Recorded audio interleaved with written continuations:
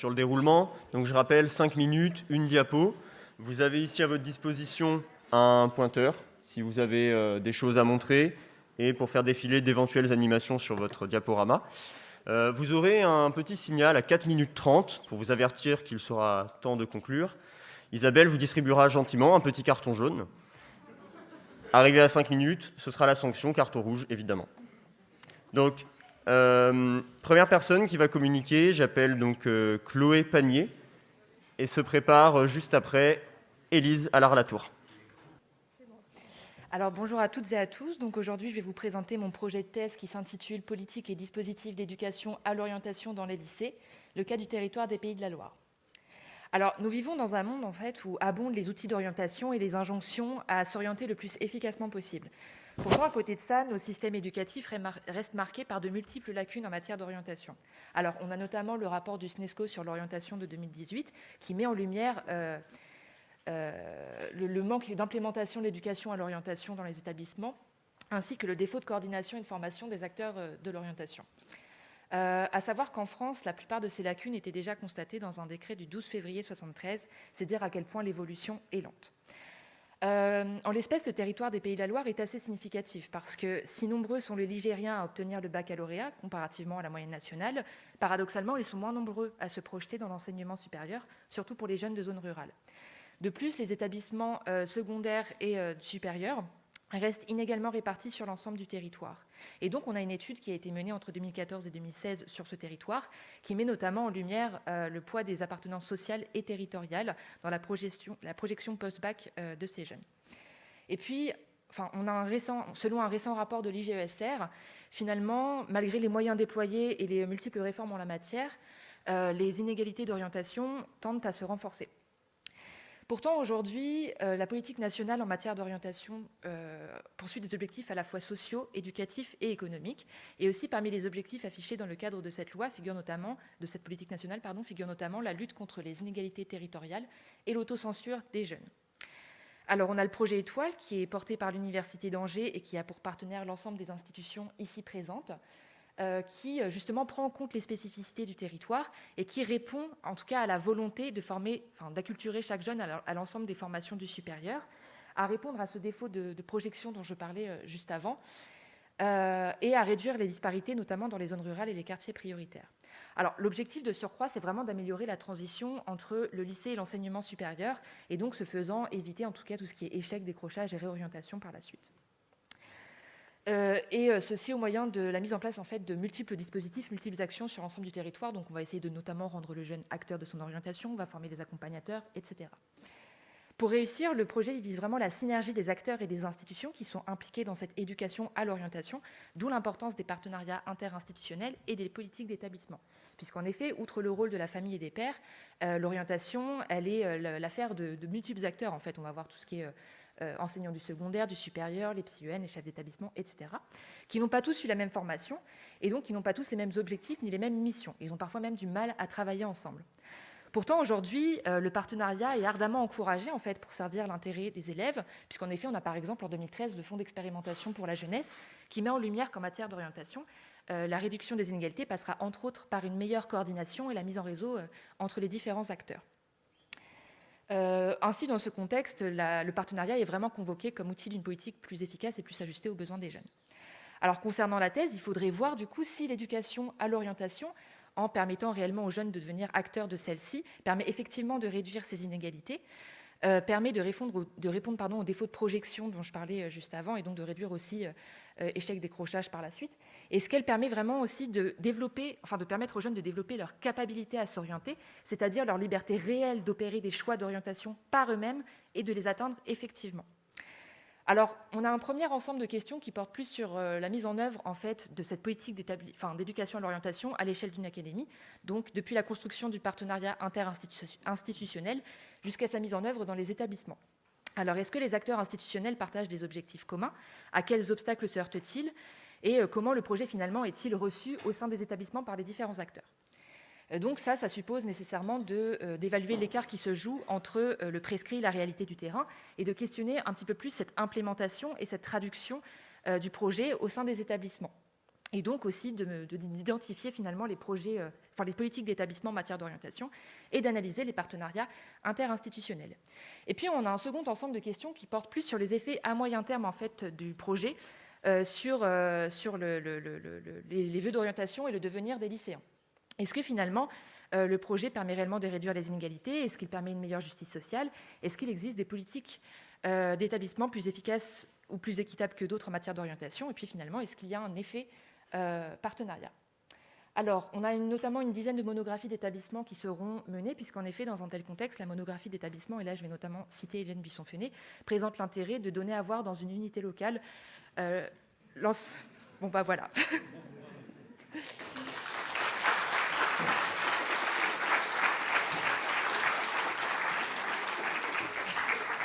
Je vous remercie.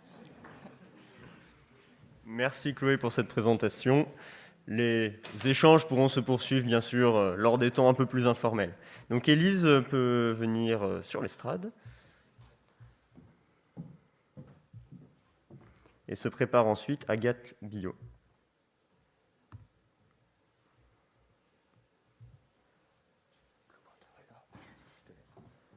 Je fais juste un essai. Bonjour, je suis donc Élise Allard-Latour et je suis en 3e année de thèse. Le but de ma thèse est d'augmenter l'intérêt des filles pour l'éducation physique et sportive.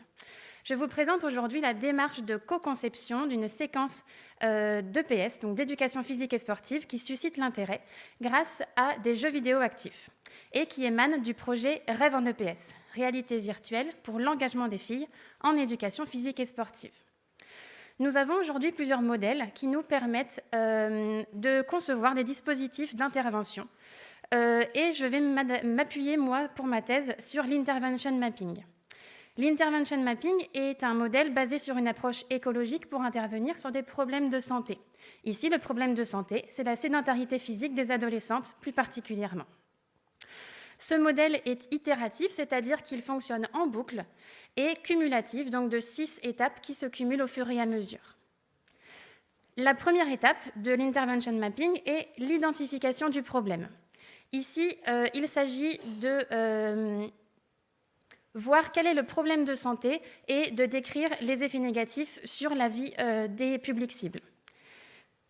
Je vous ai déjà vendu la mèche. Ici, c'est la crise de la sédentarité, donc de l'inactivité physique en France, et plus particulièrement des adolescentes, puisque 70% des adolescentes ne respectent pas les recommandations de l'Organisation de la santé en termes d'activité physique. Et nous ciblons ici les filles de lycée professionnel qui sont encore moins actives que les filles de lycée technologique ou général. La deuxième étape de l'intervention mapping est la programmation des objectifs. Ici, il s'agit de voir quels sont les buts, les changements précis des comportements visés pour notre public. Nous visons, par ce projet Rêve en EPS, l'augmentation de l'activité physique des adolescentes particulièrement.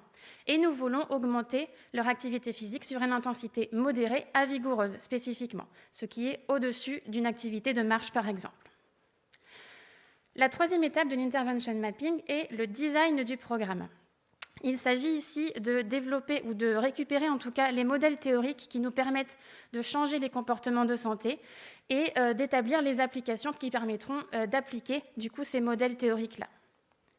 Pour le projet Rêve en EPS, nous avons choisi de nous baser sur les jeux vidéo actifs, selon la littérature dans le domaine de l'EPS, qui est apparemment un bon support pour l'éducation physique et sportive pour augmenter l'intérêt.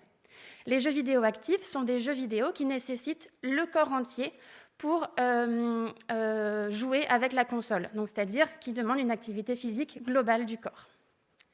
Nous nous sommes aussi appuyés sur la théorie de l'intérêt, qui est une théorie de la motivation, dont les sources sont la nouveauté, l'intention d'exploration, le plaisir instantané, le défi et la demande d'attention. Nous nous sommes aussi basés sur des présupposés de théorie de la motivation, comme par exemple le fait de faire travailler les élèves en autonomie et aussi en coopération.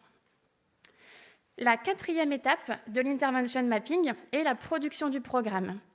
Ici, il s'agit de développer les différentes séquences de l'implémentation du programme qui sera mise en place par la suite. cette étape-là a surtout pris forme avec des allers-retours entre 5 enseignants de 2 lycées professionnels brestois et 4 enseignants-chercheurs de l'Université de Bretagne occidentale par 4 réunions de travail au cours de l'année 2021. Nous avons ici établi du coup les 10 séances qui forment cette séquence d'enseignement. Autour de la compétence du savoir s'entraîner, qui est une compétence à avoir en éducation physique et sportive. Et nous avons pour cela conçu un carnet d'entraînement sur les supports de jeux vidéo actifs, carnet d'entraînement qui est souvent utilisé en musculation ou en course de durée en EPS pour les lycées. L'avant-dernière étape de l'intervention mapping est l'implémentation du programme. Ici, il s'agit de pré-tester, peaufiner le programme en mise en place réelle. Nous avons effectué cette phase en 2 étapes, une première étude pilote et une étude principale avec une plus grande cohorte. Il s'agit de mettre en place ici les séquences auprès des élèves. Chaque séance était faite avec 3 ateliers différents. La dernière étape est l'évaluation du programme et je nous fais ici un zoom sur les variables dépendantes. Nous avons évalué par questionnaire psychométrique l'intérêt en situation, donc vécu au cours des séances des élèves, et l'intérêt plus personnel, un intérêt pour l'activité physique en général. Nous avons aussi mesuré l'activité physique des élèves par accélérométrie. Voici donc comment nous avons co-conçu notre programme.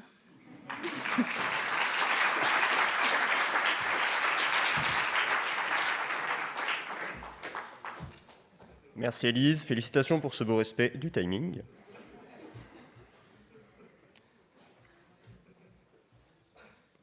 Alors après, Agathe, Muriel, Bla peut se préparer.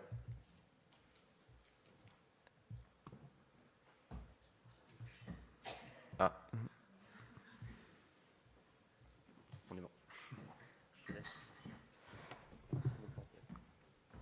C'est bon ? Bonjour à tous, je vais vous présenter le protocole expérimental que nous mettons en place cette année au sein du laboratoire M2S qui va s'intéresser à comment marchent les patients qui présentent une lombalgie chronique non spécifique. Alors, pourquoi nous avons choisi la lombalgie ? Parce que nous étudions en fait qu'est-ce que la chronicité et qu'est-ce que la douleur chronique en général. La lombalgie est l'une des douleurs qui touche le plus de personnes dans le monde. On peut la décrire actuellement selon 4 composantes. La composante sensoridiscriminative, la composante cognitive, la composante émotionnelle et la composante comportementale qui va particulièrement nous intéresser ici. Dans la littérature, il a été montré que les données cinématiques chez les sujets lombalgiques sont majoritairement étudiées sur les amplitudes articulaires, c'est-à-dire des flexions, extensions, rotation droite, rotation gauche du tronc. Ces mouvements sont cependant peu transférables à des conditions de la vie quotidienne. De plus, peu d'études s'intéressent à évaluer les patients lombalgiques selon les 4 composantes de la douleur. Pour ce faire, nous avons décidé d'utiliser une tâche qui a été déjà reproduite dans de nombreux laboratoires, qui est une tâche de passage à travers une ouverture horizontale, à l'image en fait d'une porte. Donc, vous est présenté la figure de Higuchi et al. En 2006 à votre gauche. Donc, on va placer le participant à 7 mètres d'une porte et d'une ouverture de porte, et on va lui demander de traverser l'obstacle. L'idée, c'est de faire varier l'ouverture et de savoir à partir de quel moment et pour quelle ouverture la personne va commencer à changer son comportement locomoteur. Donc en fait, cette tâche, elle est discriminante pour les sujets, pour les enfants, pour les sujets âgés, pour les personnes qui ont des troubles moteurs comme la dyspraxie. Et donc nous nous demandons ici si elle est également discriminante pour les patients présentant une douleur chronique. Donc l'hypothèse principale de notre étude, c'est quel est l'impact de la lombalgie chronique sur les coordinations perceptivo-motrices lors d'une tâche locomotrice en interaction avec un environnement statique. Notre première hypothèse, c'est qu'il existe un seuil critique pour lequel les patients lombalgiques vont commencer à tourner leurs épaules. Le seuil critique, en fait, c'est la largeur de porte rapportée à la largeur des épaules pour lequel le patient va commencer à tourner les épaules. Notre deuxième hypothèse va s'intéresser à la variabilité des stratégies locomotrices des patients LCNS qui vont être la vitesse de marche, le déphasage entre l'angle des épaules et des hanches, l'oscillation du corps et le moment où la personne va commencer à diminuer sa vitesse de marche. Notre troisième hypothèse, va être d'étudier les variables sensoridiscriminatives et cognitives pour lesquelles on pourrait expliquer les stratégies locomotrices des sujets. Donc maintenant, je vais vous présenter notre protocole. Nous avons décidé de recruter 15 sujets contrôle et 15 sujets présentant une lombalgie chronique. Nous allons leur faire passer 2 phases. La première phase va avoir attrait à des questionnaires et des échelles sur l'intensité, la fréquence et la durée de la douleur, sur les aspects psychologiques, sur les aspects physiques et sur la qualité de vie des participants. Ensuite, dans un second temps, nous allons faire la phase expérimentale biomécanique pure. Nous allons placer 9 marqueurs sur le participant, au niveau des épaules, au niveau de la 7e cervicale, au niveau des hanches et au niveau des chevilles. Et nous allons lui demander de faire la tâche d'Higuchi et Hall dans le gymnase expérimental du laboratoire M2S. Les données seront enregistrées grâce à des caméras qui sont tout autour du gymnase. Donc, nous allons placer le participant au niveau du point de départ, à 7 mètres de l'obstacle, et nous allons lui demander de marcher à vitesse de confort jusqu'au point d'arrivée, qui est 7 mètres après l'obstacle. Donc, l'objectif principal de cette étude, c'est tout d'abord de faire de la recherche plutôt fondamentale pour améliorer nos connaissances sur le comportement locomoteur des sujets lombalgiques. Dans un second temps, ça serait d'essayer de créer un outil clinique pour mieux évaluer les patients présentant des douleurs chroniques. Je vous remercie pour votre attention.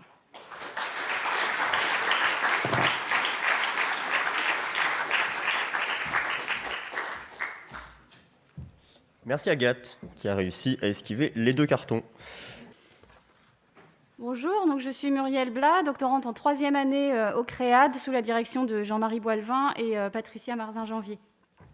Donc, ma thèse questionne les pratiques des professeurs des écoles en sciences, et notamment sur les situations de sciences fondées sur l'investigation, puisque les interactions sont au cœur de ces situations, et l'imprévu va avec les interactions. Donc, pour mieux comprendre ce que font les enseignants expérimentés en situation d'enseignement des sciences fondées sur l'investigation, pour comprendre comment il ajuste son plan d'action, pourquoi il fait telle action à tel moment et de telle manière, je vais questionner les dynamiques intentionnelles des enseignants.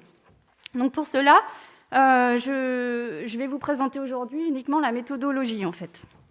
Donc dans cette méthodologie, déjà, si on voulait la résumer en deux grandes lignes, tout d'abord, donc, puisqu'on s'intéresse à une dynamique, on va définir un état initial et un état final. Pour nous, l'état initial, c'est la préparation, le plan de l'enseignant, ce qui se passe avant, en amont. Et l'état final, c'est la séance et ce qui est réalisé en situation de classe. Donc notre perspective est ergonomique puisqu'on va regarder la différence justement entre le prévu et le réalisé et on va étudier ces écarts. Le deuxième axe qu'on retient, en fait, c'est que c'est une analyse qualitative de type ascendant, c'est-à-dire qu'on va recueillir des données qualitatives et on va les traiter de manière qualitative, c'est-à-dire qu'on va essayer d'améliorer la compréhension et l'interprétation des pratiques. Alors, elle est ascendante, puisqu'on va partir des traces objectives de l'activité enseignante pour remonter à son activité mentale. Alors, notre premier niveau d'analyse, on va donc partir des traces objectives. On recueille la fiche de préparation écrite de l'enseignant et la vidéo de la séance. Donc, ce sont les traces effectives de l'activité. Elles vont nous permettre de commencer à construire des synopsis, c'est-à-dire de comprendre un petit peu ce qui se passe dans le prévu et dans le réalisé, et donc notamment autour des tâches prescrites, des modalités de travail et des temps de travail prévus. À ce premier corpus, donc, on va rajouter 2 entretiens. Un entretien ante-vidéo, donc avant, en amont de la séance, qui est semi-directif et donc qui vise à faire expliciter l'enseignant sur justement quelles sont ses anticipations, ses buts, ses invariants opératoires, voilà, tous les renseignements qu'on va pouvoir trouver en amont. Puis on va faire un entretien post-vidéo de type autoconfrontation explicitante, c'est-à-dire qu'on va faire, après la séance, on va confronter l'enseignant à la vidéo de la séance, et on va cibler notamment les passages où on a repéré des écarts, et on va donc demander à l'enseignant, on va éviter de faire émerger toute reconstruction de ces raisons, mais on va essayer de le questionner sur ce qui l'a déstabilisé, les indices qu'il a pris, qu'est-ce qu'il s'est dit à tel moment, voilà. Et donc, ces 2 entretiens, on retire là également donc indice, inférence, invariant opératoire. Ces 2 entretiens donc, vont être traités avec le logiciel Sonal. C'est donc ce qui nous permet une analyse qualitative, puisqu'il nous permet de découper les entretiens en fonction de catégories construites par le chercheur en amont et au fur et à mesure de l'analyse. Et donc, on a, nous, défini 4 catégories, des éléments de schème, des éléments d'intention, des éléments d'expertise, et puis autres, tout ce qui est extrait vidéo, voilà. Donc, ces catégories vont être divisées en rubriques, mais voilà, là, c'est toute l'analyse qualitative. Je ne rentre pas dans ces détails-là. Donc, notre premier niveau de traitement des données nous permet donc de compléter les synopsis. Et puis, on a un deuxième niveau d'analyse. À partir de tout ce qu'on a traité là, on va essayer de reconstruire les catégories d'intention qui sous-tendent les invariants opératoires de l'enseignant. Un exemple très rapide, donc quand je parle d'invariant opératoire, je me réfère au schème de Vergniaud. Donc on va reformuler les propos de l'enseignant sous forme de « il est pertinent de » ou « je pense que ». Donc ça, c'est les invariants opératoires. Et « il est pertinent de » pour faire quoi? Pour impliquer, pour faire apprendre, pour évaluer, pour organiser. Là, ce sont donc nos intentions. Donc, notre second niveau d'analyse nous permet d'identifier le grain des intentions de l'enseignant, un grain macro, donc qui se trouve, qui regroupe tout ce qui est très général, un grain mésoscopique qui est à l'échelle de la séance ciblée, qui nous permet de définir des intentionnalités, donc des intentions en amont, et puis un grain microscopique à partir des écarts, donc qui nous ont permis de définir des incidents critiques. On va avoir les intentions didactiques au niveau microscopique, c'est-à-dire on va regarder comment se transforme le contenu de ces intentions. Voilà, je vous remercie.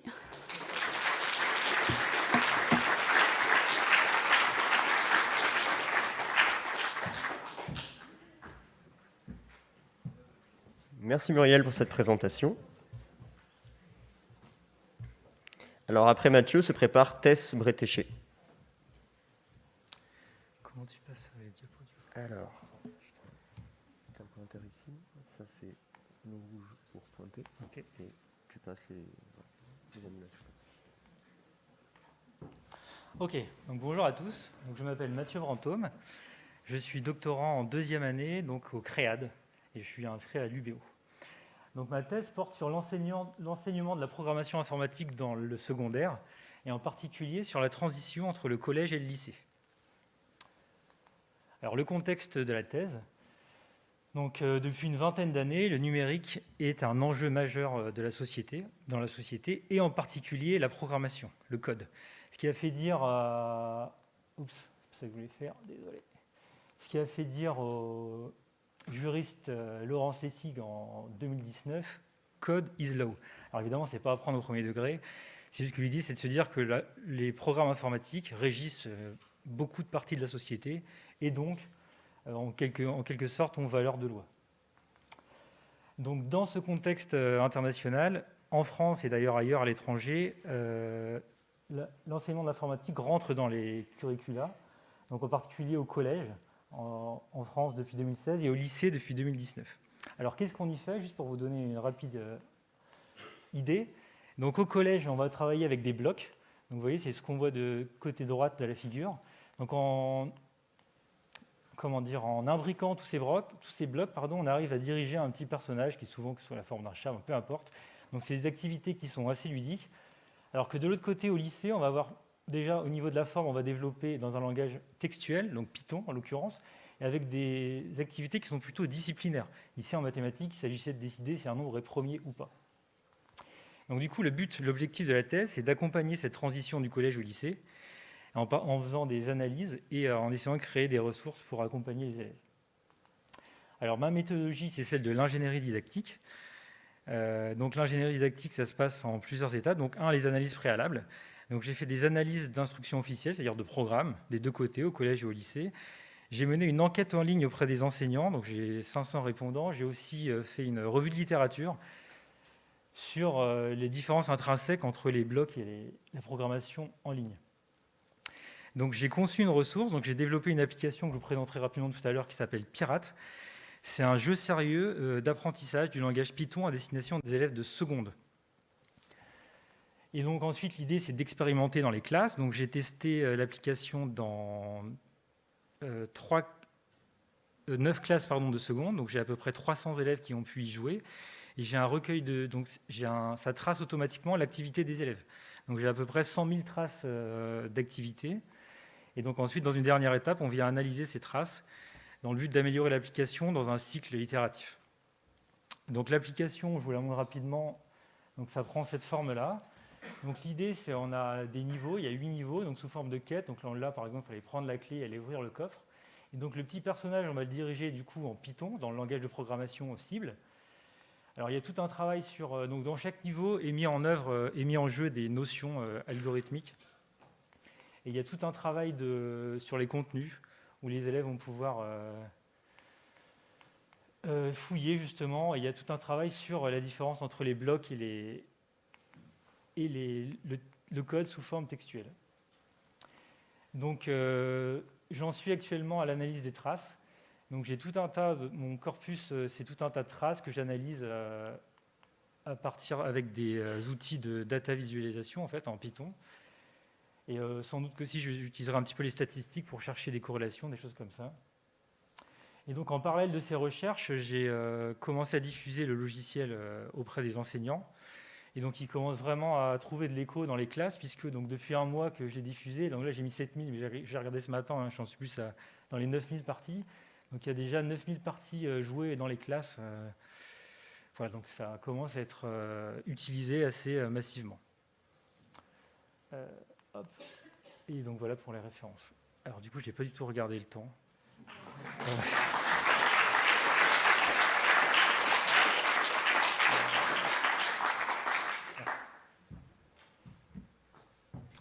Merci Mathieu.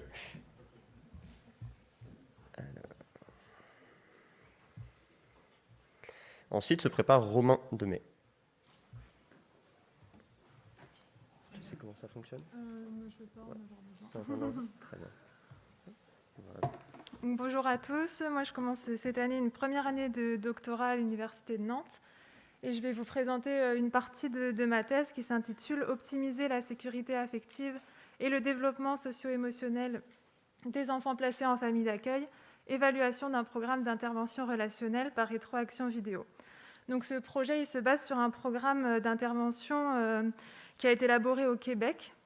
Donc, c'est un programme qui est largement mis en place dans les institutions de la protection de l'enfance au Canada, mais aussi un peu partout dans le monde. Et nous, on souhaite pouvoir l'implanter en France.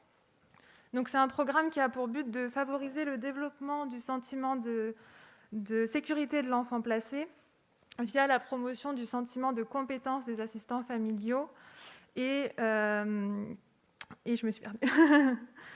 Et la généralisation de réponses qui soient adaptées aux besoins émotionnels de chaque enfant. Donc, comme j'ai que 5 minutes, je vais me focaliser sur la méthodologie du projet. Donc, pour réaliser cette recherche interventionnelle, on va avoir envie de recruter 60 enfants âgés entre 18 mois et 5 ans, ainsi que leurs assistants familiaux. Donc, les participants ils seront recrutés par l'intermédiaire de deux services d'accueil familial. Donc, d'abord l'association Linkia, qui est un service de protection de l'enfance en Loire-Atlantique, et puis les services enfance-famille du conseil départemental de Loire-Atlantique. Donc, les participants ils seront assignés aléatoirement à un des deux groupes de l'étude. Donc, le premier groupe, on l'a appelé intervention relationnelle. Donc, il bénéficiera, comme son nom l'indique, de l'intervention relationnelle, qui consiste en 8 rencontres au domicile de l'assistant familial. Donc, chaque rencontre comprend 4 temps. Un premier temps de discussion libre qui va permettre de prendre des nouvelles de l'assistant familial de l'enfant, écouter certaines inquiétudes, répondre à certains questionnements. Et puis, un deuxième temps de discussion, cette fois plus ciblé autour de certaines choses comme parler de la sécurité de l'enfant, ses besoins émotionnels spécifiques et qui vont donner des clés de compréhension à l'assistant familial sur les besoins de l'enfant. Et puis, durant le troisième temps, on va proposer à l'assistant familial de réaliser une activité de quelques minutes avec l'enfant, une activité qui va être filmée. Et donc, la dernière étape de la rencontre, c'est un temps de guidance interactive avec l'utilisation du vidéo feedback. Donc, en fait, il s'agit de visionner avec l'assistant familial de courts extraits des vidéos des interactions qui auront été filmées lors de la séance précédente.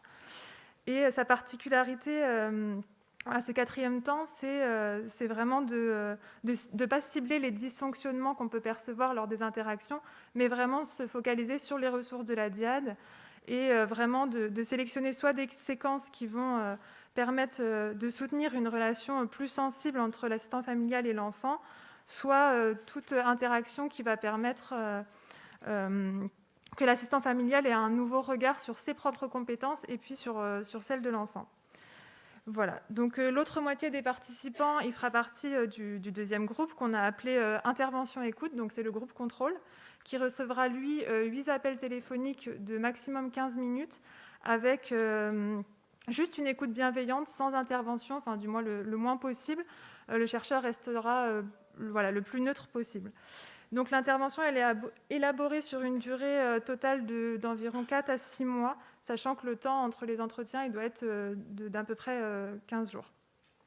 Donc nos hypothèses, elles reposent sur l'idée qu'au terme de l'intervention, la sensibilité des assistants familiaux ainsi que leur sentiment de compétence, il sera renforcé, ce qui aura un impact positif, une influence sur la qualité de l'attachement du jeune enfant et qui permettra une diminution de ces troubles. Donc pour vérifier ces hypothèses, on va avoir des post-tests et des pré-tests, évidemment, qui consistent en une visite avant l'intervention au domicile de l'assistant familial, puis une visite à la fin de l'intervention. Et ces mesures, elles consistent en des observations à partir d'interactions dyadiques qui vont être filmées, et puis des questionnaires qui vont être adressés à l'assistant familial. Donc le but, c'est bien d'évaluer la sensibilité des assistants familiaux, leur sentiment de compétence, le style d'attachement de l'enfant, et puis la présence de troubles intériorisés, extériorisés. Donc voilà, ces évaluations, elles vont vraiment permettre de constater l'efficacité du programme d'intervention relationnelle. Et j'ai terminé, je vous souhaite des bons doctorats à tous.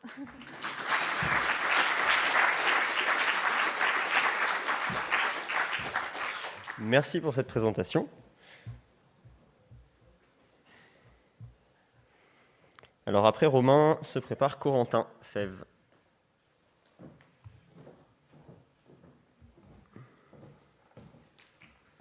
C'est bon, c'est bien ça? C'est besoin. C'est comment ça fonctionne? C'est le bouton rouge pour le pointeur. Voilà. Okay. C'est bon.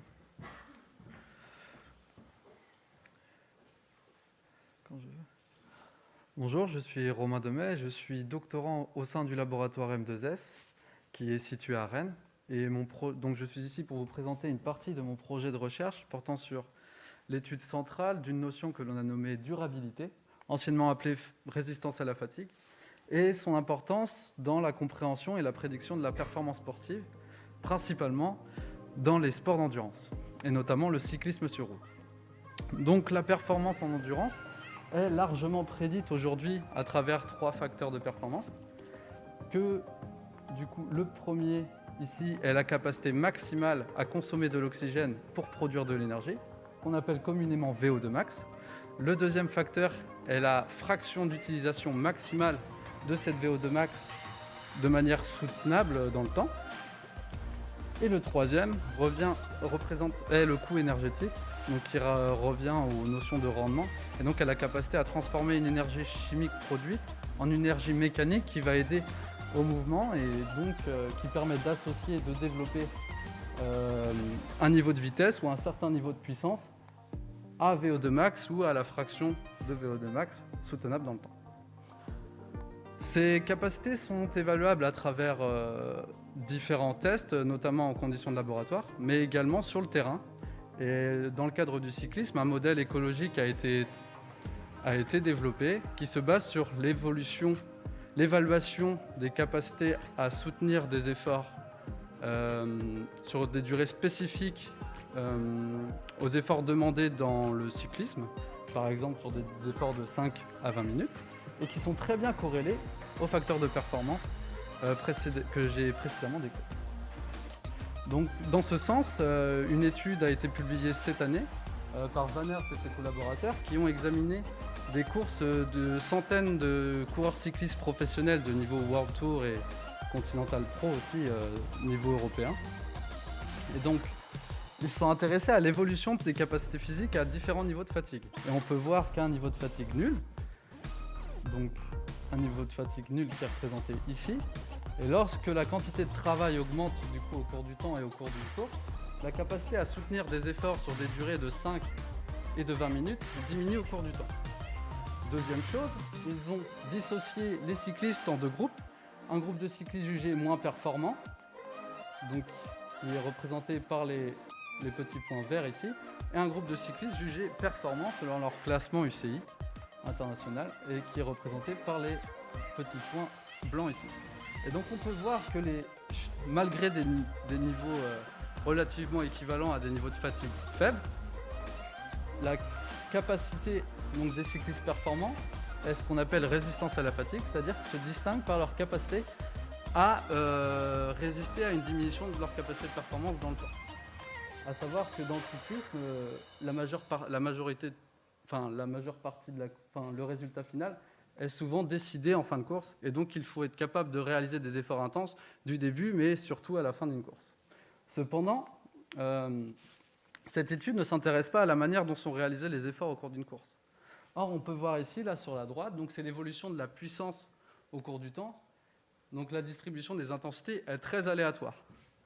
Or, le temps cumulé à haute intensité génère une fatigue spécifique qui est complètement différente du temps cumulé à basse intensité. Et en cyclisme, donc on peut voir le temps cumulé ici à haute intensité représente un pourcentage faible dans une course, et le temps cumulé ici en vert à basse intensité représente un pourcentage très élevé sur le temps de la course. Donc l'idée ici est donc d'identifier différentes variables, vu que là c'est seulement des études, mais qui ne s'intéressent pas au niveau mécanistique, donc à rattacher des variables physiologiques et voir quels sont les événements qui interviennent dans l'évaluation de cette fatigue. Et donc l'objectif est d'identifier les effets de la fatigue induite par l'exercice prolongé sur la capacité à réaliser un effort, mais également à récupérer de cet effort de haute intensité. Secondement, nous tâcherons à évaluer la variabilité des efforts, c'est-à-dire la manière à réaliser des efforts de haute intensité et à récupérer de ceci sur la capacité à soutenir un effort de haute intensité. Et enfin, l'objectif final de ce projet va être de développer un petit widget ou une petite application directement téléchargeable sur un compteur de vélo qui va être réalisé sous une forme de jauge de contrainte, une batterie, pardon.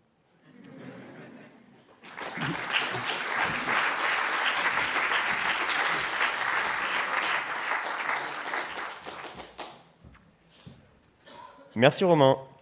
Et oui, c'est la dure loi du carton rouge. Après Corentin, j'invite Tanguy Fontaine à se préparer.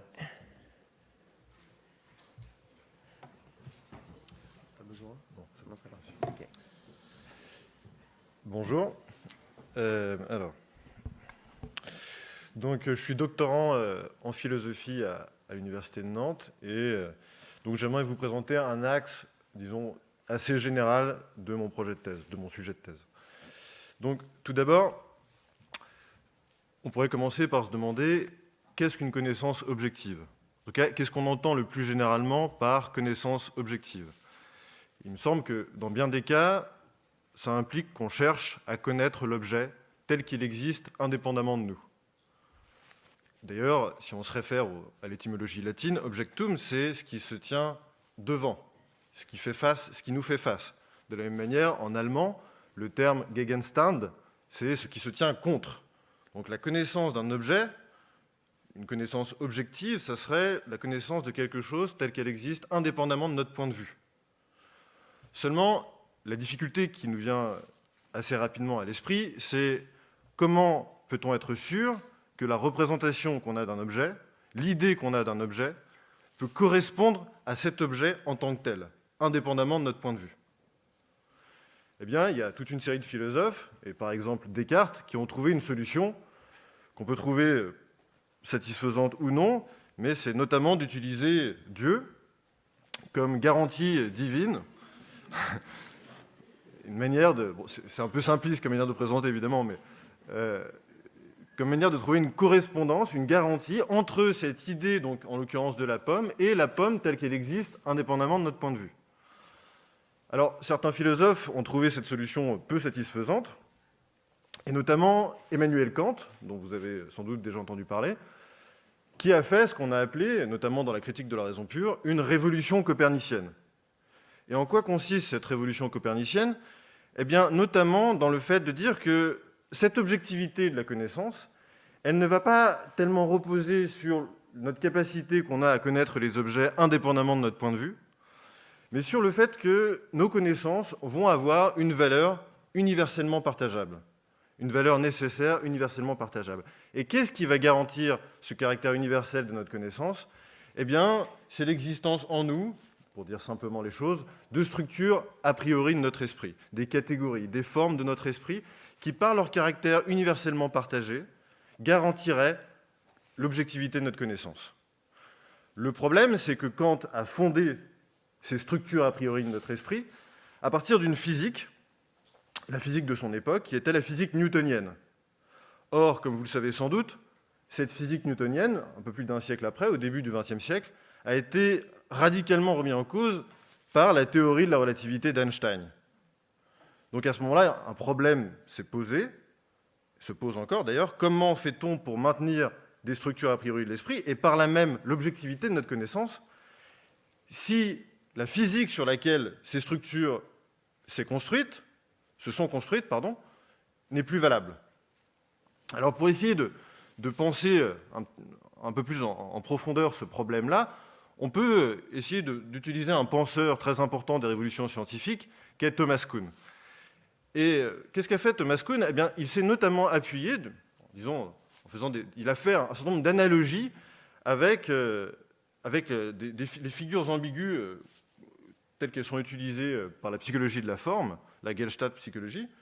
Alors là, je vous ai mis deux figures ambiguës, le vase de Rubin, où on voit soit deux visages, soit un vase, et le fameux canard-lapin, où on voit soit un canard, soit un lapin. Alors il y a de vraies différences entre ces deux types de figures, puisque d'un côté, on a un changement de forme, et de l'autre, on peut se demander si on n'a pas davantage un changement de signification. Mais je ne vais pas rentrer dans le détail. L'idée qui ressort, l'idée principale, c'est qu'on voit soit les visages, soit le vase, soit le canard, soit le lapin. On ne voit rien, on ne voit pas un objet intermédiaire, si vous voulez. On n'a pas des données de base à partir desquelles on aurait des interprétations différentes. Et pourquoi Kuhn se sert de ces formes ambiguës? Eh bien, justement, pour essayer de démontrer que quand on passe d'un paradigme à un autre, d'un monde scientifique à un autre, autrement dit, en l'occurrence, Ptolémée, Copernic, mais ça pourrait être Newton, Einstein, on change de vision du monde, et non pas simplement d'interprétation du monde en tant que tel. On change de monde scientifique. Dans ces cas-là, ça implique un changement de structure de notre esprit, qui pose le problème de l'objectivité. Et donc, un des objectifs de la thèse, avec notamment l'étude de Ernst Cassirer et des néo-kantiens, c'est de voir si on peut sauver des structures a priori de notre esprit, et par là même, l'objectivité de notre connaissance. J'espère avoir été clair. Je vous remercie.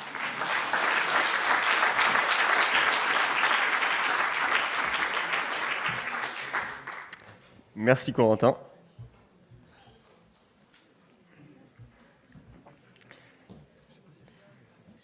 Et donc pour fermer la marche ensuite de cette première session de communication, Karine Frappier-Gégaud peut se préparer.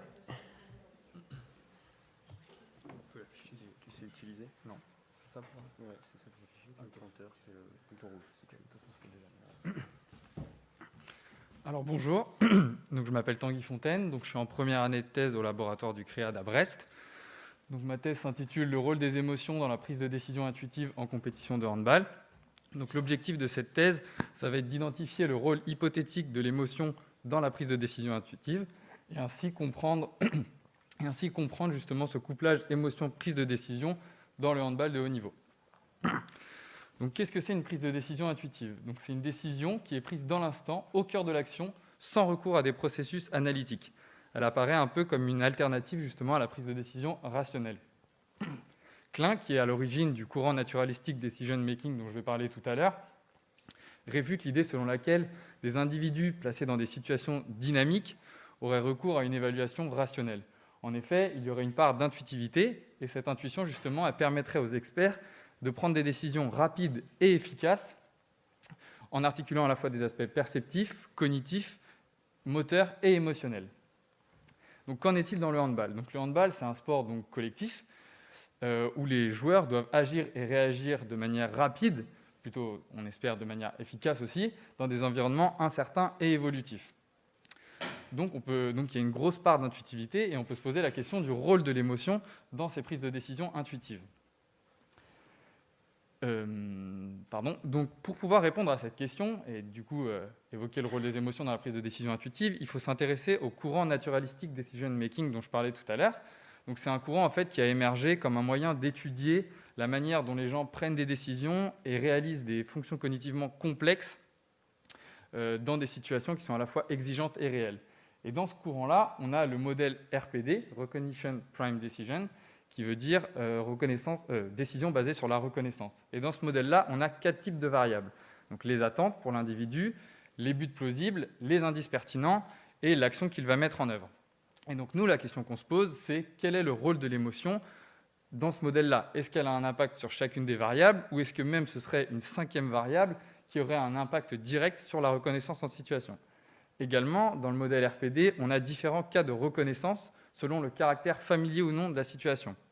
Par exemple, si la situation elle est familière, on va avoir un processus de reconnaissance simple, et là l'individu sait ce qu'il a à faire, il connaît le plan d'action, et donc il va agir rapidement.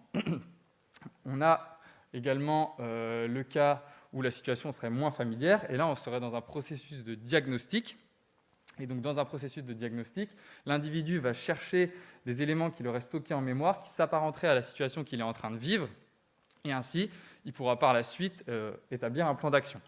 Et enfin, on a le cas où la situation n'est pas du tout familière, et là l'individu il va devoir procéder à une simulation pour essayer justement de prévoir les potentiels plans d'action qu'il pourrait mettre en place. Et là également, la question qu'on se pose, c'est est-ce que l'émotion, elle ne peut pas avoir un impact sur ce modèle-là, par exemple, induire une simulation de ce qui est en train de se passer alors qu'on serait dans un modèle de reconnaissance simple. Donc pour répondre à ces différentes questions, donc il y aura différentes étapes dans cette thèse. Donc le premier objectif, ce sera d'étudier le rôle de la composante émotionnelle dans la prise de décision intuitive chez les entraîneurs. Donc pour ce faire, on mènera une étude qualitative donc sur 5 entraîneurs de niveau national et international, donc en filmant à la fois le match et les entraîneurs. Et de cette manière, on pourra, par des entretiens d'autoconfrontation, avoir le ressenti des entraîneurs et faire justement ce lien entre leur prise de décision et les émotions qu'ils sont ressenties. Ensuite, dans un deuxième temps, on réalisera cette même étude sur des joueurs, sauf que cette fois, on fera donc ça au début de la saison, donc de l'année prochaine. Et ensuite, on fera une conversion des résultats qualitatifs en données quantitatives afin d'avoir justement des données statistiques. Et enfin, dans un troisième temps, l'objectif sera de concevoir et mettre en œuvre un programme d'entraînement à la prise de décision intuitive qui prendra en compte justement cette composante émotionnelle. Et donc les résultats attendus, donc, ce sera d'identifier l'expérience émotionnelle comme un élément, comme une catégorie d'éléments saillants et affectant justement le mécanisme de reconnaissance habituellement identifié au sein du modèle RPD. Merci de votre écoute.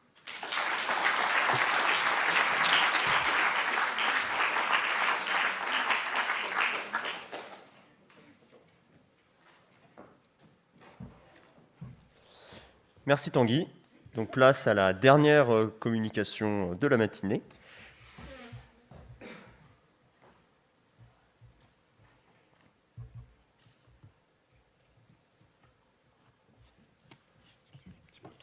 Si tu veux, ouais, c'est ça. Voilà.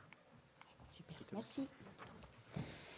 Bonjour, Karine Frappier-Gégaud. Donc, je suis doctorante en 2e année et je vais vous présenter aujourd'hui une partie de mes travaux, la construction du modèle praxéologique de référence. Ma recherche questionne la difficulté que les professeurs des écoles stagiaires rencontrent pour institutionnaliser les savoirs qu'ils construisent avec leurs élèves. Qui sont ces professeurs des écoles stagiaires? Ce sont les personnes qui ont été reçues au concours de recrutement de professeurs des écoles et qui sont donc l'année suivante à mi-temps en formation et à mi-temps titulaires d'une classe, donc devant élèves.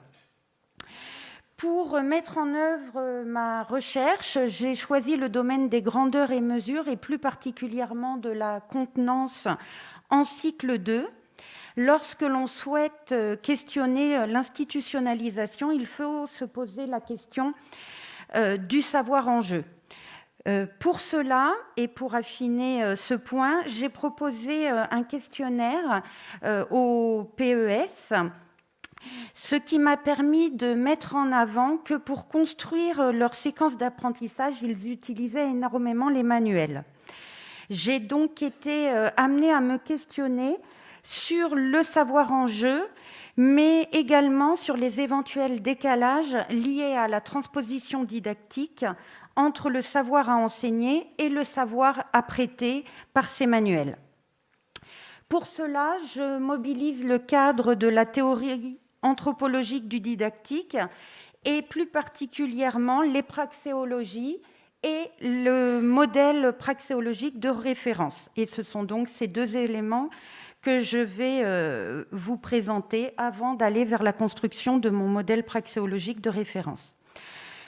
Chevalard, dans ses travaux, considère que toute activité humaine peut être définie par un modèle qu'il nomme praxéologie.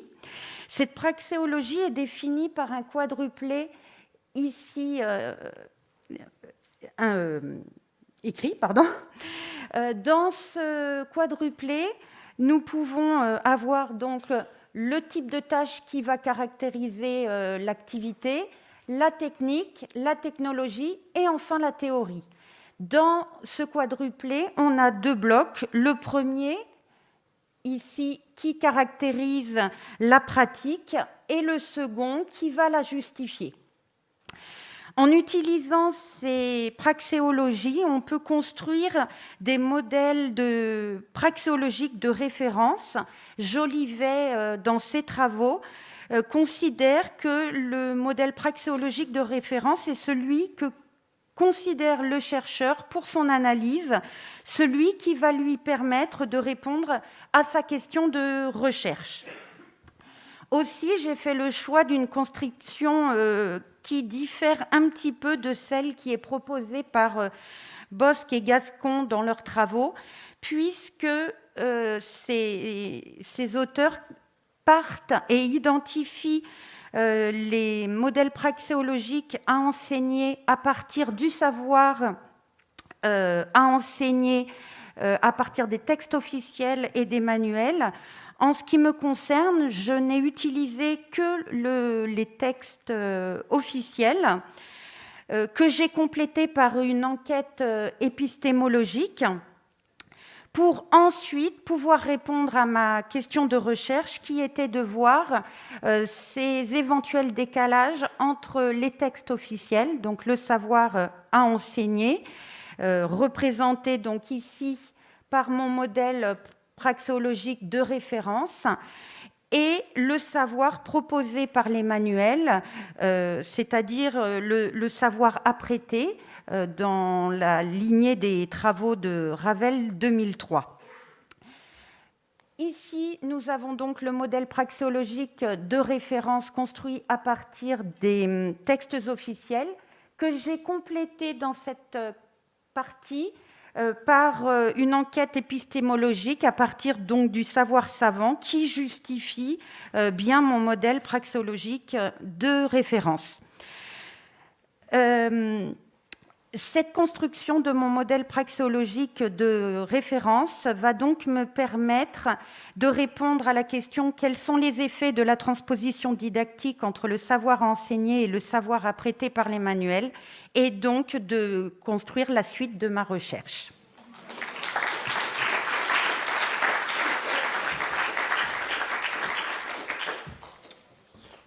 Bien, merci et félicitations à tous les communicants et communicantes pour avoir relevé avec brio cet exercice de ma thèse en une diapo.